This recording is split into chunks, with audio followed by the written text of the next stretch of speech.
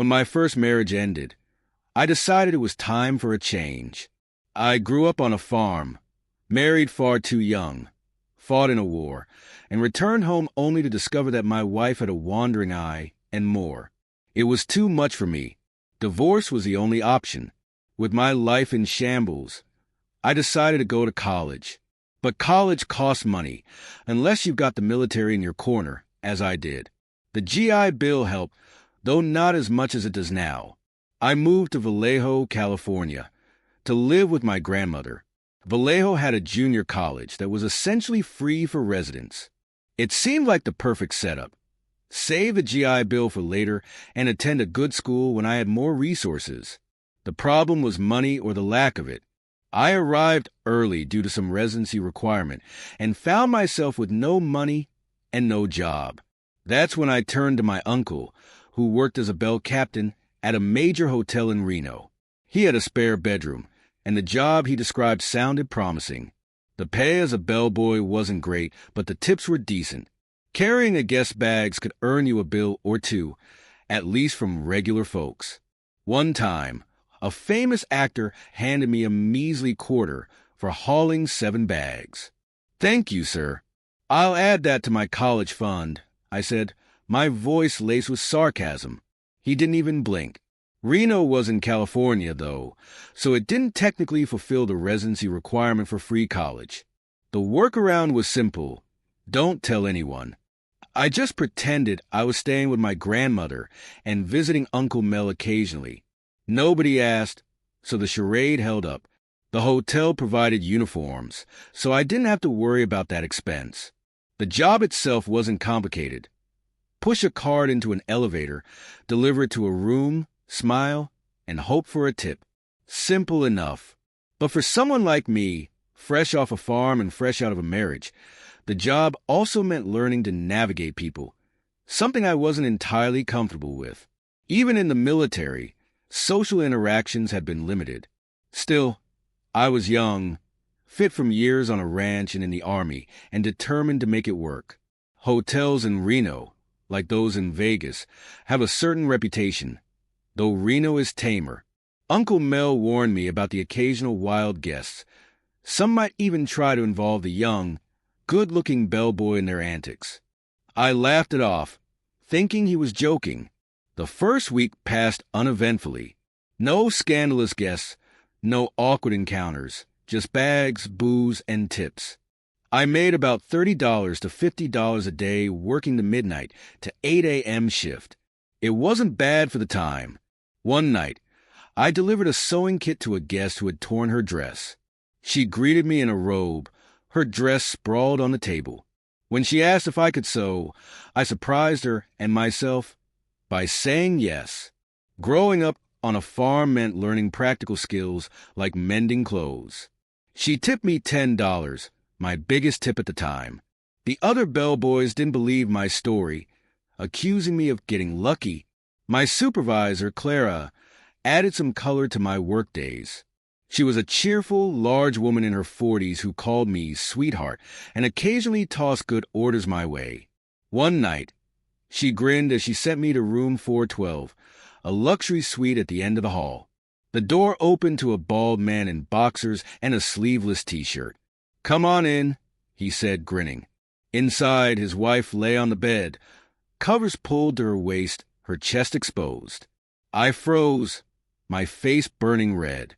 "Don't mind the wife," the man chuckled. "She's not shy."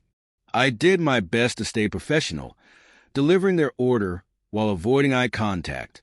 As I turned to leave, the woman stood stretched and poured herself a drink, completely naked. Back at the station, I recounted the bizarre encounter to Clara. She laughed, clearly amused. "They're regulars. They come every few weeks, spend a lot of money and love flaunting it," she said. Then she asked, "Do you know how to give a massage?" The question caught me off guard. "Not really, just with, girlfriends. They pay $50. And more if they like you," she said with a mischievous grin. Though hesitant, I agreed. The Johnsons had requested a massage for the next night. At 4 a.m., I knocked on their door. The husband greeted me, again in his signature boxers and sleeveless shirt. "She's got a sore back from playing the machines," he said. Mrs. Johnson lay fully clothed on the bed. "You can undress her," her husband said casually. She nodded, smiling. What followed was an awkward but strangely professional massage. The husband watched intently, occasionally commenting. Mrs. Johnson, to her credit, never tried to cross the line. After 2 hours, I left $200 richer. The experience left me with mixed feelings. Over the next few months, I saw the Johnsons twice more and gave similar massages. They were generous tippers, but left me questioning my career choices. By fall, I returned to my grandmother's house and started college. The memories of Reno stayed with me, a chapter of strange encounters, life lessons, and a young man finding his way in the world. "I'll add that to my college fund," I joked, sarcasm tinging my voice. The actor didn't even flinch or change his expression. Guess he wasn't one for humor. But honestly, the job was easy. It didn't require special training. Just wheel a cart into the elevator, take it to the right floor, unload it, smile, and hopefully get a tip. Nothing complicated. The only challenge for me was the people. I hadn't spent much time socializing before, even in the Army. It took me a while to get used to interactions, but I figured I could handle it. I was young, good-looking, and well-built from years of hard work on a farm, not to mention the toughness the Army had instilled in me. Still, being in a hotel in Reno felt strange. It wasn't as wild as Vegas, but there was still a sense of something offbeat in the air. My uncle, Mel, had warned me about the types of guests who might target a young, cute bellboy. His grin made it clear he wasn't just joking. The first week was uneventful, though. No robe-wearing guests, no outrageous behavior. Maybe it wasn't as crazy as Mel had implied. So, I focused on doing my job well. I carried bags, delivered food and drinks, and helped guests as best as I could. It wasn't a bad gig. I was averaging $30 to $50 a night, working the midnight to 8 a.m. shift. It wasn't glamorous, but it was enough. One night, though, I had an experience that caught me completely off guard. A woman called in asking for a sewing kit. I thought it was a little strange, but didn't think too much of it. When I arrived at the room, I was met with a pretty young woman in a robe, lying on the table with a zipper undone. She asked me, quite casually, if I knew how to sew it up for her. It took me a moment to process the request. But growing up on a farm, I knew how to mend clothes. We couldn't always afford new ones, so I'd learned the skill out of necessity. I got to work, stitching up the dress while trying to keep things professional. She was appreciative, and when I finished, she handed me a $10 bill. My biggest tip yet. It wasn't much, but it felt like a small win, a sign that I was doing something right. The job wasn't always easy, and there were plenty of odd moments. But that first tip, that $10, stayed with me as a reminder that even in the most unexpected situations, there were opportunities to learn, adapt, and maybe even come out ahead. I shared the story with the guys back at the station, but they just laughed it off. They didn't believe me. Some of them even accused me of hooking up while I was gone, making jokes about my time away. Clara, my shift supervisor, was a woman about 40 years old, maybe 200 pounds, always smiling, and easy to work with. She'd often call me sweetheart and had a warm, approachable way about her. Running into rooms was always a race to get ahead of the other bellboys, but Clara would reward me with good orders when I got there first. One night, I was on my way to deliver a bottle of Jack and a Coke to room 412. It was one of the larger rooms at the end of the hall, double doors and pretty expensive, usually occupied by rich guests.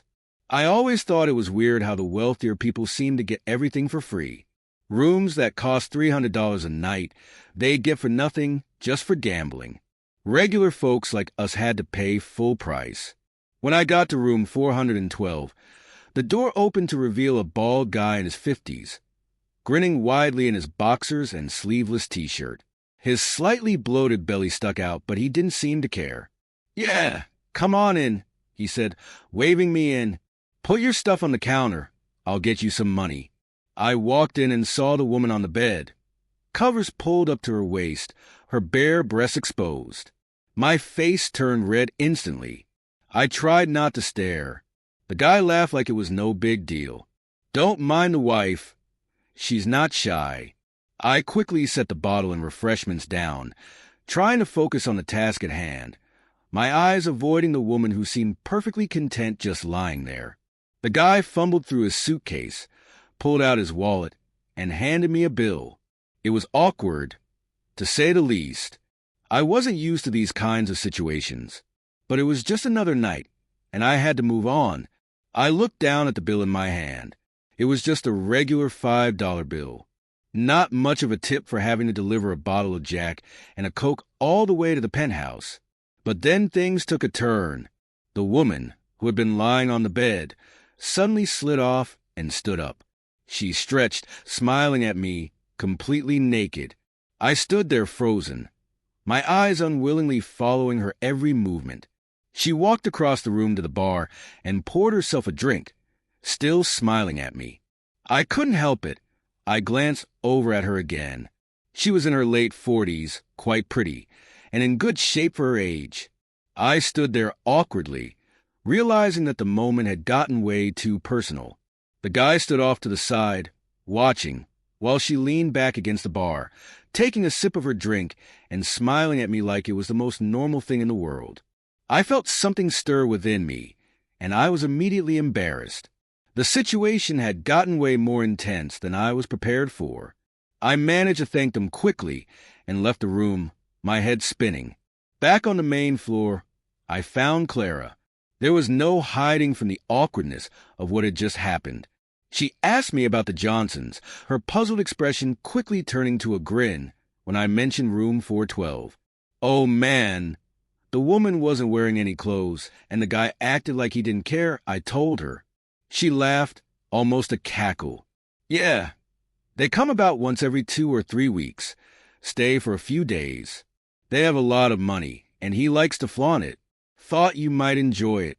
I wasn't sure if I did, but I appreciated the way Clara had found humor in it. A few minutes later, she asked me if I knew how to give a massage. No, not really. I blushed. With girlfriends. Yeah. Clara seemed amused by my answer. Do you want one? Usually, when the Johnsons are here, they need someone. There's no one on staff, so I'm sending one of you. I was still blushing. What? No, I've never done anything like that. Clara grinned. It's easy. Besides, he pays $50, and more if he likes you. $50? That sounded like a lot of money. Yeah, okay, I guess. What the hell?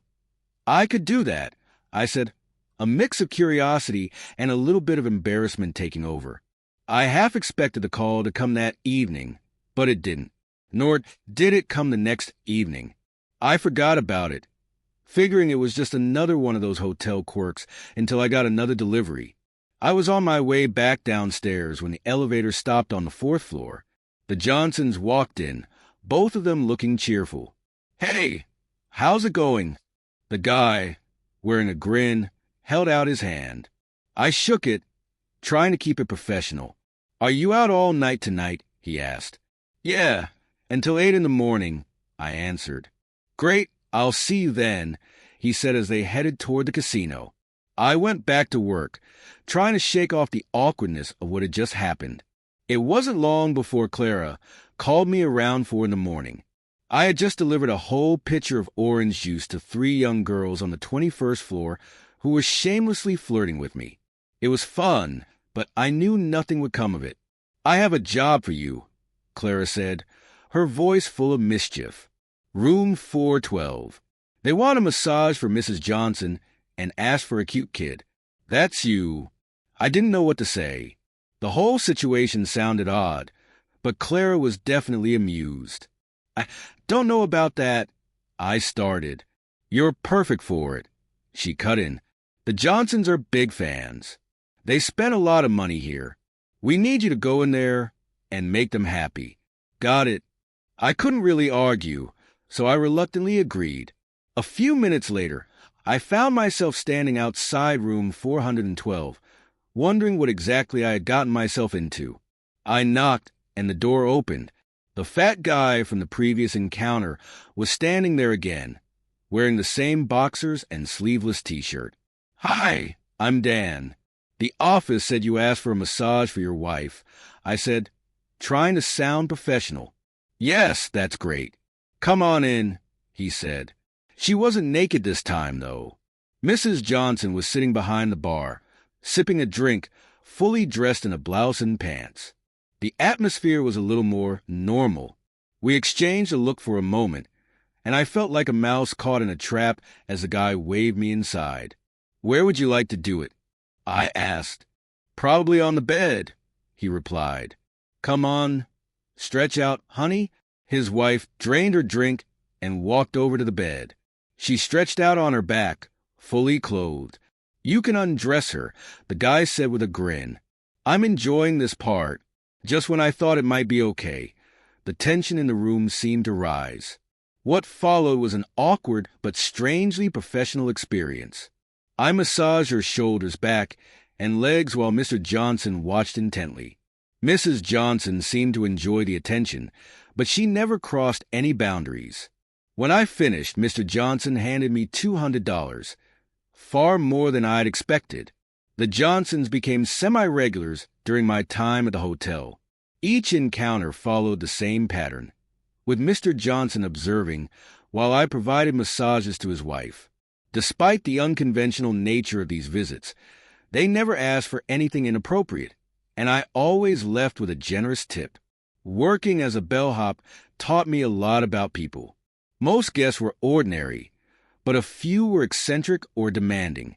I had other strange experiences, like delivering drinks to a group of naked guests in a hot tub or fielding flirtations from young women during late-night shifts. After a few months, I left Reno to start college in Vallejo, but the memories of my time at the hotel stayed with me. My uncle later admitted he'd also massaged Mrs. Johnson once, laughing as he recalled earning $100 for the job. Looking back, my brief stint as a bellhop was an eye-opening chapter of my life. It wasn't always glamorous, but it gave me stories I'll never forget, and a newfound appreciation for the peculiarities of human nature.